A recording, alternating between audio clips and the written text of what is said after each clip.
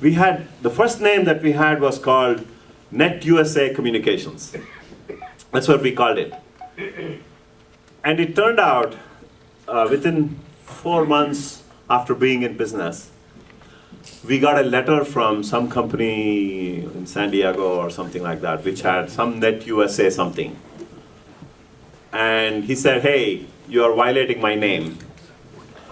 And we looked at their company and, they were nowhere close to what we were doing. So we went back to them saying, look, can you sell us the trademark, right? We'll pay you some money. And I think the guy realized that we are already well into our business, like 5-6 months, right?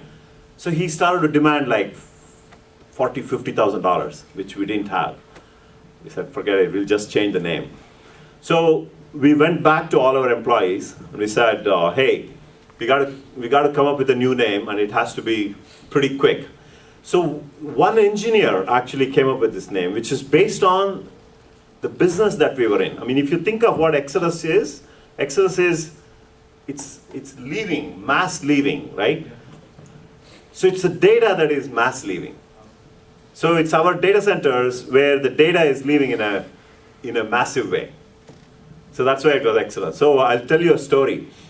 After we went public, I was actually asked to speak in some convention in Las Vegas. And after the speech was over, this guy comes up to me and he says, hey, thank you for starting this company. I said, why? I made a lot of money on your stock. I said, really? How? I saw the name.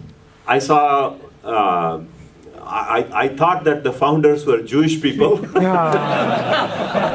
So if it is Jewish people, they have to manage the cash well. So that's why I bought this. I didn't even know what you guys do.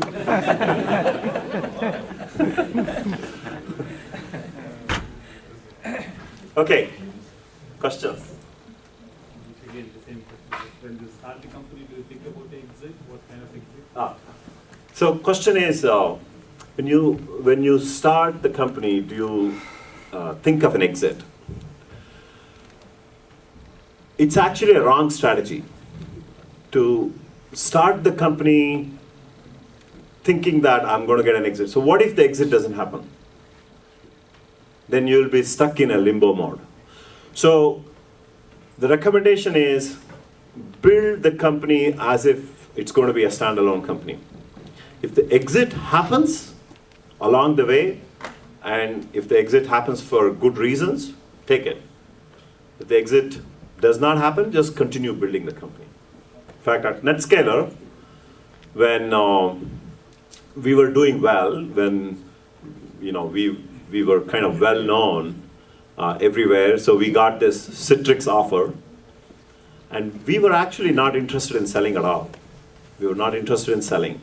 And they made the price attractive enough that the board and even personally myself, because the other half, the one half of the company, which was mostly engineers, they were with the company for almost 7 years, and they had never seen any exits. They had never seen any liquidity, right? The other half, which is the sales marketing guys, they were all new, they were all fresh. So for the sake of the engineers, which was almost 60-70% of the company, we decided, okay, we're going to take this offer. So financially, it was actually a very good deal for all the shareholders. Right? Everybody did extremely well because even post-acquisition, Citrix stock actually went up almost more than doubled. So everybody did extremely well from a financial point of view. But from a personal standpoint, I think we could have actually done a much better job of taking the company public and perhaps maybe building that into a next, say, a riverbed or an F5 or something like that. But it's okay. Yeah, but you never build a company. No, because you are hiring, a lot of things. Correct. It's based on. Yeah. So that's why you have to build the company as if you're building a company to be a standalone company. Yeah. Otherwise, if it doesn't happen, then you are stuck. Does anybody bootstrap a company to grow these days, or Anybody bootstrap companies? Absolutely. Absolutely, people bootstrap. The same things that we went through. There are entrepreneurs who are not known in the valley. This is the same approach they take. They build a consulting company and they use their revenue and then plug that into whatever product that they are building. In fact, I'm working with a company in India right now, a company called Flutura, which is in the big data analytics space. And these guys, the first 1.5, 2 years, when they started the company, they wanted to build a product, but they knew they cannot raise the money. So they ended up building a consulting company which was generating revenues, and the profit they are making out of that is what they are using to build the product. And now they just got the funding about 6 months ago, about $2 million, based on this product idea that they're working on. So absolutely people do it. Everything that happened 20 years ago is the same thing that happens today. Nothing has changed. All the slides that I put up, same thing repeats. If I take today's company, I can absolutely map to the same. If I take Nutanix, for example, I can take the revenues of Nutanix and map that to Exodus. The same stuff happens. You have to have marquee customers, you have to have great team, you have to have changes in management, all that stuff happens. But when you compare Exodus and Nutanix, Exodus and? yeah, when you compare these two companies, Exodus and which one? Nutanix, Nutanix, yeah. what is the major differentiator? Even all the, you said all the same thing, but that is old phase and today is modern. What's the differentiator? Yeah. So the differentiator is, the question is, what's the differentiator between Exodus and Nutanix, right? So Exodus was a services company, product services company. So the IP in the company was not as strong as a classic product company. So in a classic product company, there is a lot of intellectual property, which gives you 2 to 3 years of differential, meaning when Nutanix starts to ship the product or launches the company, right? If somebody else studies what you're doing, and even if I start a company today, it will not be easy for me to catch up with Nutanix. Whereas in a services company, you can very quickly put together. So the differential there is more on the quick execution. So understanding of the problem that was happening at that time and how quickly you can offer your services, how quickly you can offer new services, right, based on the customer needs. So that's where the smartness was in the company, and very aggressive salespeople. So it was a pure, I mean, if I have to place a number, right, 95% was on execution at Exodus. I have a question actually, it's an add-on to that. When do big companies decide to go, whether like build a product organically or acquire it? Sorry, I didn't hear. I mean, how do big companies decide whether they have to build a product organically or acquire? Acquire a company. Okay. So question is, how do big companies make a decision whether they want to build a product or they want to acquire a company? Yes. Yeah. So generally what happens is, in a big company, the decision making is not as fast as in a smaller company, right? That's why if you look at even Cisco, so generally what they do, they spin off companies, right? They create a different entity, they spin out or spin off, or spin in, right? They do this spin in. Mainly because, so it's the same people, everything, excepting that they can take decisions much faster, right? So then the question is, what is the fit within my product roadmap? So usually what they do is, if there is a company that has a better traction, if there is a company that has a better recognition in the market, and if your team is behind by, I don't know, say 1 year or something, right? Even at the stage when you compare, but technically that's actually much more than 1 year, because the decision making in a bigger company is a lot slower as compared to making a decision in a smaller company. So even if you are say you are 1 year behind, and at that time, company may make the call saying that this is a very strategic piece for my overall solution that I bring to the customer. So that is when they make the call. The business development, the product management guys, right, make the call saying that we got to acquire this company. For a product company, I understand. But if it is a services company, like for example, if it is Salesforce, they do have all the sales analytics, right? And there are several startup companies that do predictive analytics and that. It's easy for Salesforce to grow that organically rather than applying. So in such companies, it's a customer traction. If you have more customer traction, right, and if there is certain amount of brand name, so that is when you acquire. And generally, if it also turns out that the customer, two reasons. One is you have new sets of customers, and number two is if you are actually losing deals against that, so then your company will go on the radar screen. That's what happens. Because the sales guys who are watching, right? I mean, if I'm the VP of sales and I'm tracking what deals my sales force is going to win, and if I don't win that deal, then you have to give a reason as to why you lost the deal. And you say that this company had a better solution than our product. So who is this company? So once or twice, maybe I'll ignore. But if it starts to repeat, then suddenly it pops up on the radar screen. So who is this company? What do they do? Is this something that we can do to diffuse? So generally, like when we were doing NetScaler, I mean, even as a product company, right? The way the large companies try to tell the story to the customer is, if you are a large customer like a General Motors or a General Electric, right? When I go pitch, and let's say the customer liked my story and liked my product, and they are a hardcore Cisco customer. So the first thing they do is they go tell Cisco, hey, I'm looking at this company with these functionalities. What's your response?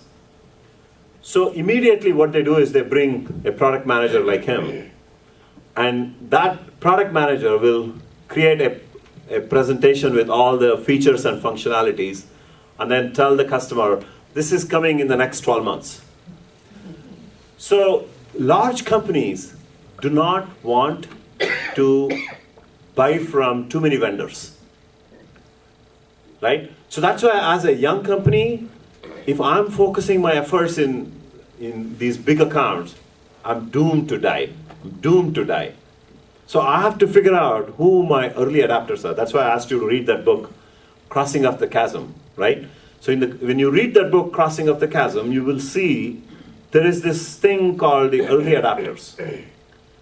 For every product, whether it's a consumer product, whether it's an enterprise product, there will always be an early adapter. Somebody who needs the functions that you have built that is valuable to them, that makes a difference in their life. You have to find out who that customer is. So that's how you build the traction. So day one, if you go to try to sell your product to a very large enterprise, they'll never buy your product. I mean, they'll spin a lot of cycles, and eventually, Cisco will come and say, I'll do this in 12 months. And the upper management will essentially knock it off. In fact, it happened to us at Apple when we were dealing with Exodus. So we had sold the Exodus solution at different levels. And finally, it went to the top decision maker, the CIO or whoever it is. And he said, so he was asked to sign, basically. And he looked at, who's this Exodus? So then somebody said, this is a great company, blah, blah, blah, blah. They said, why are you wasting your time? Just go with IBM. Or just go with, there was a BBM Planet or something. That was a well-known entity at that time. Just got knocked off at the last minute. So these are the learnings, right, that we went through. And that's why today, when companies are built, there is these mentors that you can leverage, who can actually tell you upfront. If in your sales list you have GM, you have GE, because startup companies get very excited, right? Wow, I'm talking to GM. So we say, don't waste your time with GM. It's not going to happen. Don't spin any cycles at all, right? So go to them after you have proven, you have made your early adopters, you have a momentum that is built, then the same customer will come to you. It's a game. It's a game, yes. I've got a question on professional services companies. Are VCs still funding some of those? Professional services companies, no. Yeah. It's mostly Professional power services companies, in my opinion, should never run under loss, period. There is no reason as to why it should run under loss. If they need to get to the next level, hire more people. You don't need to. Acquire a niche area of consulting services. Yeah, you don't need to. Yeah, you should grow organically. You should methodically. You should grow, because professional services is needed all the time. There is nothing like grabbing the market. See, in product companies, that needs to happen. When you have a product advantage, you want to grab the market as quickly as possible. That's the reason as to why product companies expand their sales and marketing very quickly, right? Because before somebody else comes up, if I can actually win as many customers as possible, then I have a presence. So that's the reason why FireEye, even at this stage, they're still losing money. I mean, Nutanix is still losing money. Even at $200 million revenue, they're still losing money. But that's what the investors want, because they're pumping money more into sales and marketing. Whereas a professional services company, you should not. One question.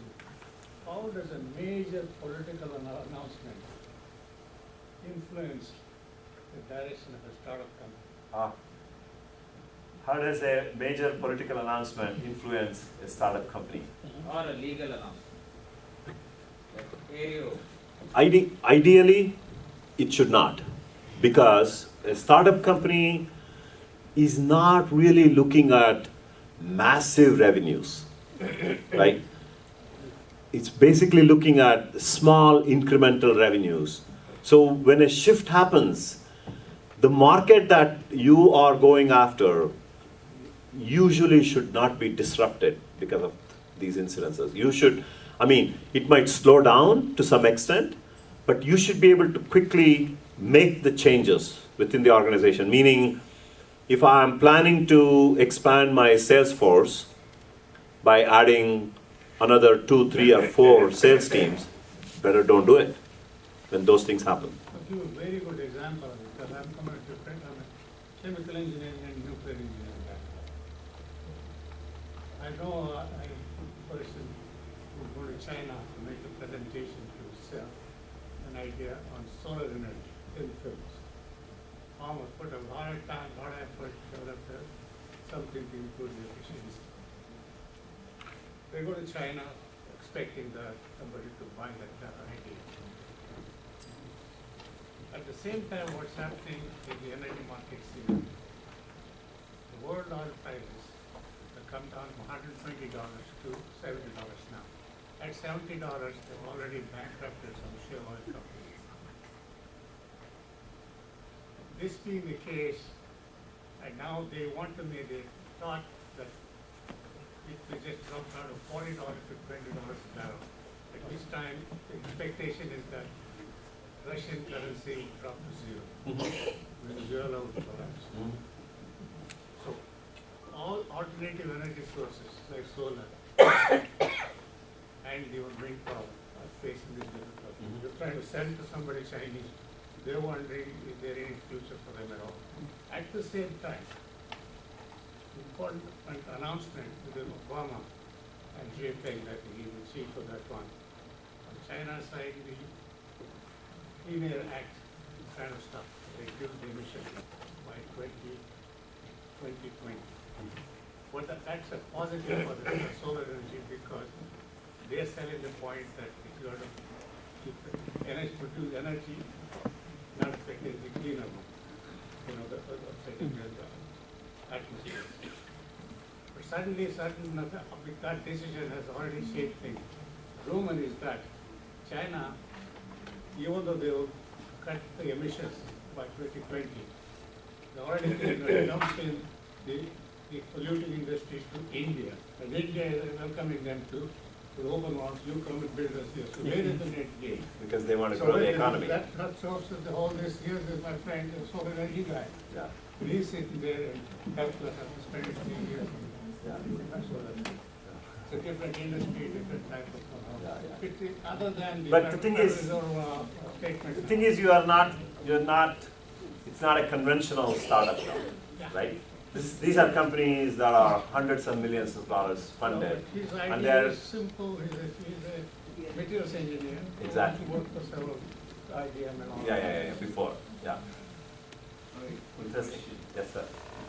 I'm not a hardware guy. Say I have an idea that has a marriage between software knowledge and some hardware that I don't have expertise in. Are there any resources for me to go have a quick breadboarding without losing my idea? I mean, anything around here in Silicon Valley? See what I mean? To build your prototype, Quick breadboarding test. I mean, I've lost my hardware expertise zillions of years ago at college. So, are there any resources here? I know in India, in the Mysore, the SJC, they had this step or something where you could go do some certain things. So I don't know if Stanford or somebody has those resources that you could go do some breadboard. there is a company in India called Persistent Software that primarily helps in early stage product companies. So I don't know if they actually help on the hardware side, but typically for software related things, right? You should probably check with them to see if they also have a hardware aspect. But I don't know in the valley if there are places where if you give money to some people, consulting companies, which can actually put together the logic that you're looking at. So what are the I don't hot know. areas now? Huh? What are the hot areas that now businesses You want partner with you. What are the hot areas? The areas that I primarily focus is mostly on the IT infrastructure because that's what I understand. And anytime I meet entrepreneurs, it's in the areas that is specific to the problems that are solved in the IT infrastructure, which is centered around cloud, security, optimization, mobility, enterprise mobility, right? Enterprise software. So those are some of the areas that I generally tend to focus on. And a lot of my companies are in the cloud area because there is a lot of bet that the enterprises are going to shift in the very near future of how seamlessly they'll be running the applications between your own data center and the cloud data center. But the problem is fairly complex to solve between applications that is running in your data center to applications that are running in the cloud. So there's a lot of problems that need to be solved. And those are the areas that generally I focus on. Any commentary on the average age of a founder from the time that you started through the 90s, 2000s and now? Usually, so the question is, what's the typical age of a founder? Yeah. Even today, if you're building enterprise infrastructure companies, the average age I would say is 33 to 35. I mean, when I started, I was 37, right? So I had 14, 15 years of experience. So it hasn't changed that much. I mean, if you look at the founder of Nutanix, I think he started his company around 34. Because in enterprise, you have to gain the experience. You have to gain the experience. You have to really understand the complete ecosystem in the market, right? How things work. Unlike a internet-centric, consumer-centric sort of applications, college kids can come out, they'll start this Uber, they'll start Airbnb or WhatsApp and all that stuff, right? And to me, that's more like Las Vegas.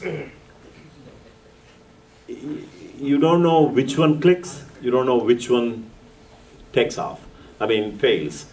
You don't know, the one that I like may fail, the one that I don't like may become the hot company, right? So first of all, people like us are the wrong examples in validating, or evaluating that kind of companies. So you have to have that little bit of that inclination, like how this Sequoia guy, right, invested in this WhatsApp, single investor. He put the entire investment into WhatsApp, which translated into $5-6 billion for him.